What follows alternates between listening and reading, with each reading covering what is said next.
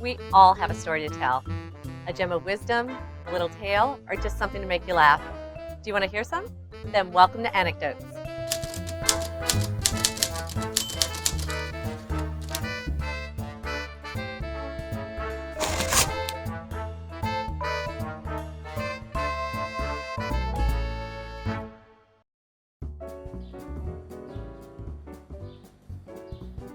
Today on Anecdotes, we're talking to actor, writer, and acting coach Casey Groves. Frater Harvey was master of the laughter. Before we continue, I want to make sure everyone understands the rules. Someone makes a joke, and we decide if it's a laugh or a groan. Once we decide that a joke is funny, I count to 3 and we all laugh. And then I count to 3 again and we all stop. If you continue laughing after the cue to stop, you receive a penance. Do you understand, Father Silos? That's a good one, Camer. Now, 1, 2, 3, laugh, everyone. And 1, 2, 3, stop. Father Silos again? I can't help once I start laughing. Oh. Father Superior, I'm sorry to say that you will now have to add 5 more decades to your next rosary. Oh, thank you. Casey, thanks for being with us on Anecdotes. And we are here in this beautiful Father Silos shrine. It's St. Mary's Assumption Church, right? And this place has a special meaning for you because you've created a one-man show based on Father Silos, right? Can you tell us a little bit about that? Sure, yeah. I had performed another play about St. Damien of Molokai. I'd done 150 performances of that play. He worked with people who had leprosy in Hawaii in the 1800s, and I did it originally as a senior in high school at De La Salle here in New Orleans. And I later went on and got a master's degree in religious studies and was looking for ways to bring together my interest in theater and religion and spirituality, and work plays that had kind of a profound message and maybe a message of healing, and was, something that could be something meaningful for people, and so I said, well, why don't I just do the play about St. Damien again? So I decided to do it in New York when I was living there at the time, and I did 2 on-Broadway productions of the play, and I toured the play throughout the Hawaiian Islands, and performed it for the remaining patients at the leprosy settlement there. That must have been very moving, huh? It was very powerful. Yeah. It was a big push to get to Hawaii, and I wanted it to be so perfect, and I wanted that, particularly that performance, to really have meaning and impact for them and to share with them, and it was such a big push. And then as soon as the play was over, the woman who had invited me, a Native Hawaiian woman named Leota, she said, Casey, do you have anything to say? And I just started breaking down into tears because I was just wanting to share. The pressure was suddenly off. The play was done, and there I was just with everybody, And so then I was able to just be present with them and to tell them how grateful I was to be here and how amazing an experience it was to share it with them. So then when I moved back here to New Orleans, I was living up in New York for many years. My father suggested, Casey, a lot of people have a big devotion to Father Silos here in New Orleans. You want to think about writing a play about his life, because I didn't write the Damien play, but I'd written another couple of plays, and one of them had Catholic themes in it as well. And so I thought, well, all right, so I started researching it, and I thought, wow, this would be an amazing story for me to explore as an artist, because Father Silos was known for praying over people who had different illnesses or injuries, and they would become healed of their illnesses. He was also known as a great confessor. People would go to him for confession, and people would line up. It would be like a 2-hour line to see him in confession, because people felt that he could see right into their souls or their hearts. And my kind of calling as an artist, as an actor, as a creator is to to make work that has a healing impact on the audience, and my goal as an artist is to be able to both transform my own suffering or suffering of others through art, and that's a big lofty goal, but that's an intention, and I have that as an intention, and this play is a wonderful opportunity to explore that through his example. What were the years of his life when? Well, he died in 1867 here in New Orleans. He was 48 years old, and he died in the yellow fever epidemic here. Oh, wow. Yeah. So but these are people that there are no videos of him, there are no taped recordings. So you're bringing to life, these important people in history, with him as well as in your other play, and that's a really special thing to do. Right. So like Mother Teresa, we have documentaries and videos, and we can see her in person, and So you're bringing light, breathe life into all of the things that we know about him. So that's a really special thing. Yeah. I just want to mention too that this play is different. The Damien play is, when I'm wearing the glasses, I'm the old Damien when he had leprosy and he had tubercles in his throat and his kind of scratchy voice, and then when I take the glasses off, I'm the young Damien. And so those are the two characters in that play, and in this play there are 28 characters. Oh, wow. So throughout the different stages of his life, or? Well, it's 28 characters, meaning like other priests that were giving him a hard time, so, or nuns that are this drunk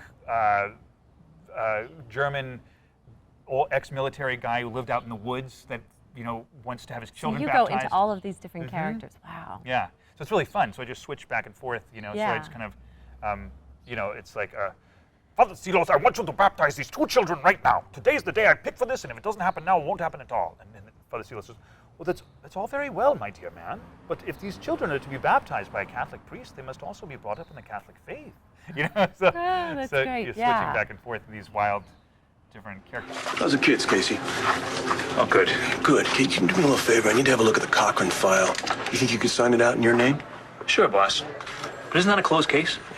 Just do it and keep it to yourself, all right? Sure thing. Thanks.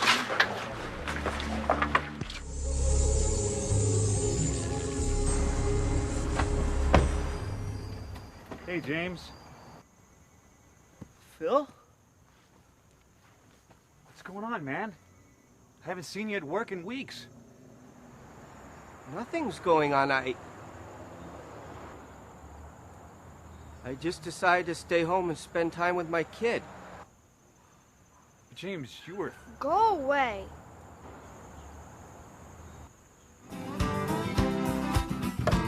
That's great. What other types of acting do you do?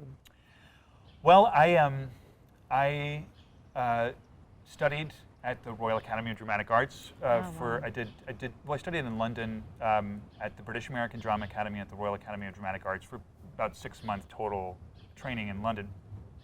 And I worked at the Shakespeare Theater in Washington, D.C. For about 1.5 years, and met my wife there. And Oh, nice. yeah, and now that I moved back home here, I'm going to be doing 2 performances in the Tulane Shakespeare Festival this summer. Oh, wow. Yeah, and I'm playing Master Ford in The Merry Wives of Windsor, which I'm very much looking forward to, and the apothecary and Romeo's father in Romeo and Juliet. Oh, wow. Yeah. That's awesome. Yeah. And you also do film and television? That's right. Yes. Yeah. I had a recurring role on One Life to Live nice. when I was up in New York, and I played a cop on there, and so I did probably like 60 episodes of One Life to Live. Wow. Do you have any advice for young actors out there, people who are just getting into the business, as far as like auditioning or just anything at all? Anything that, like, any one thing that kind of helped you in your pursuit? Well, my, I don't know about a one thing. Yeah. Because for me, I guess I studied with this acting teacher named Larry Moss in New York. There's two different techniques that I really predominantly work with, which is the Michael Chekhov acting technique, which actually Johnny Depp is very into, and Anthony Hopkins uses extensively, the Michael Chekhov technique. But Larry Moss was a devotee of Stella Adler, and he talks about, it's like a full immersion. Like, for example, my wife and I are doing a production of Moon for the Misbegotten by Eugene O'Neill here in New Orleans in the spring of next year. And we did a scene from the play with Larry, because we knew we wanted to do it as a production. We're doing that at the Irish House. So it's, Oh, nice. Yeah, so it's a Eugene O'Neill play. We're going to be doing it at the Irish House on Melpomene in St. Charles. But we did this like 35-minute scene with our acting teacher, full costumes. We had to have it fully memorized with props and everything. And Larry was like, he's like, if you want to do O'Neill right, take a full year. Wow. Because he's like, as far as he's concerned, and I think a lot of people agree that Eugene O'Neill is the greatest American playwright. And a lot of people think that, and he had a big influence on Tennessee Williams.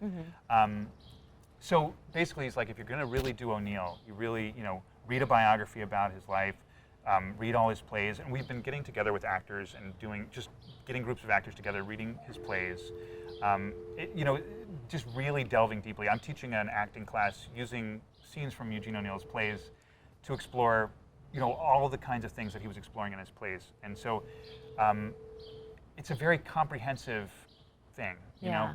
Larry says, become so excellent as an actor that they can't help but not hire you. Right. That kind of thing. Well, it sounds like you do a lot of preparation for all of the different roles that you do. So I guess that would be something that you would say to anyone breaking into the business. Yeah. Is just prepare. Yeah. I mean, I think about like Tiger Woods, like practicing golf, like in thunderstorms and rainstorms. Right. You know what I mean? Right. Like that kind of dedication. That and you have to love it to do that. Yeah. It is. It's about loving. So it's not work. Right. Because it's something that you love. Exactly. Yeah. So it is. It's like full commitment. Yeah. And I think that helps me. I mean, like doing this Father Silo's play so fully. I did over Lent. I did 24 performances of it, up in New York and then down here, and then I did 5 performances back up in New York after Lent, and I've done about 3 or 4 performances down here since Lent as well.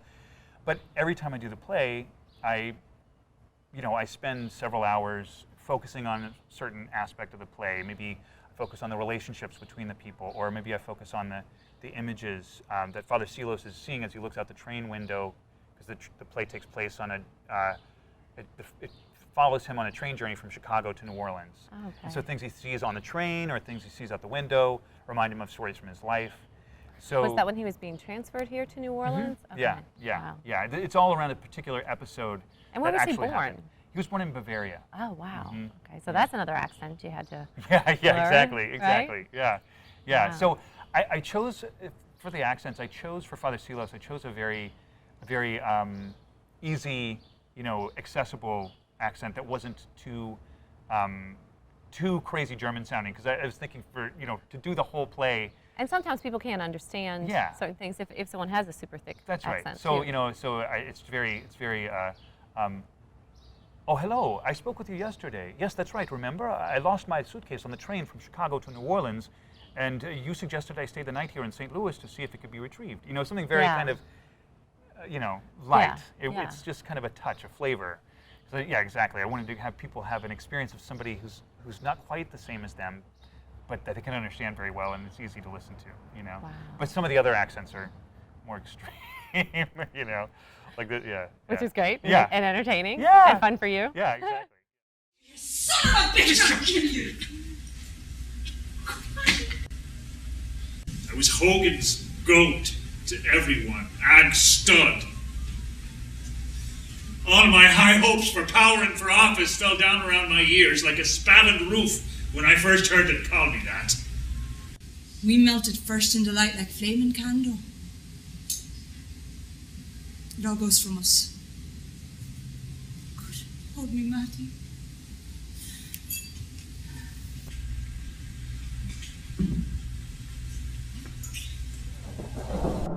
Is there any place where we can go and is there like an online access to your play, or are you selling DVDs or anything like that? Yeah, yes, we have, I have a DVD. We're actually in the process of reshooting it. We're going to get a new DVD, but that will be available on my website for this play, which is silosdoctorofsouls.com. Okay. And good. then for information about Father Silos' life and the shrine here, it's silos.org. Okay. Yeah, yeah. Now, what about your acting classes? Tell me about that.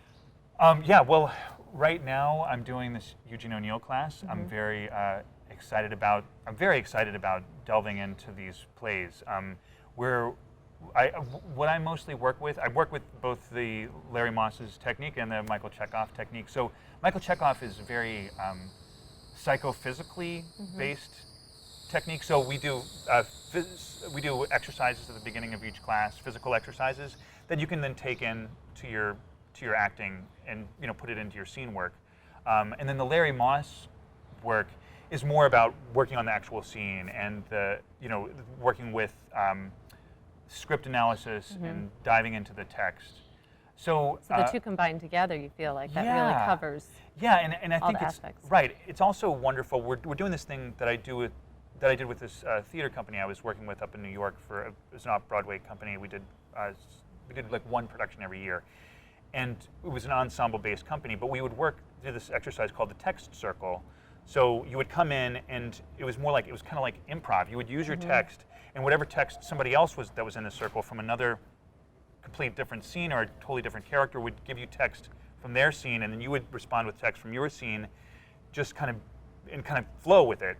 So I'm doing that with this class, and we're all doing scenes, and like I'm doing Moon for the Misbegotten, so I'm using text from Moon for the Misbegotten, wow. and everybody's doing scenes from different O'Neill plays, but it's amazing because O'Neill is so deeply into like psychology, Freud and stuff, so all of his plays have similarities, and so we're speaking text to each other, and it's illuminating my play by hearing words from these other plays, and so it's a very exciting experience. Yeah. And where can we find information about your? Well, for my classes, I usually just send out information updates. But I have a website which is caseygroves.com, and you can always contact me through there, and I can give information about the classes. And Why did you become an actor? What made you become an actor?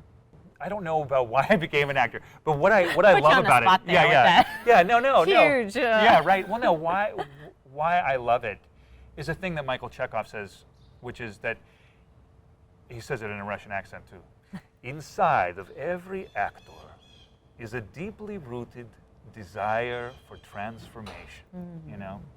That's what I think, and that's my experience. That's what I love about acting. That's like interesting. Yeah, like right now I'm doing Master Ford in Merry Wives of Windsor, and so I just found out that I'm going to be wearing like a Puritan costume for Master Ford, but then Master Ford gets into a disguise and he goes and so she wants me, when I go into disguise, she wants me to be this sort of foppy, effeminate character, and so on the one hand I'm playing the character of this very puritanical, tight guy, right? And then I dress disguised as this very foppy, like flamboyant kind of.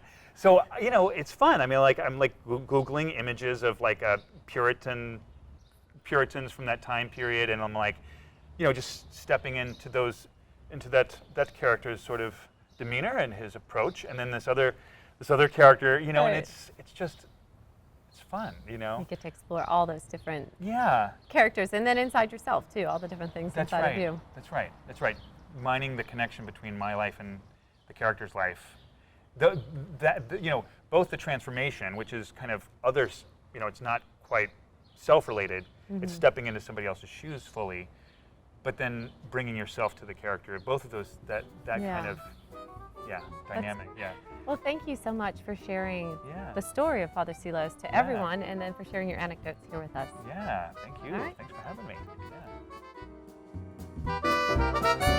Yeah.